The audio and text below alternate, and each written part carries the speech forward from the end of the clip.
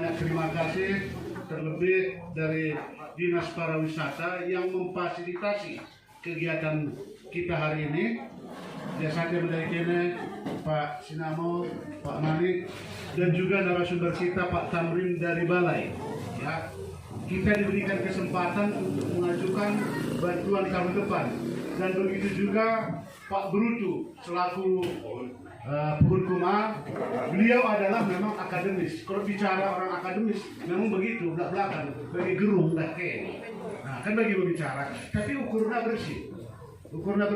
Ulang daya bagi dokter, mana berkade gini. Begitulah orang akademis, polos apa adanya. Jadi, partua-partua nami dain goroh ke berkini jual di ukas nami si Pak Ruben. Tukasi pe penyambutan nami bagian. Mudah-mudahan dengan dilihat Bapak Pak Tamrin tadi, dilihat dari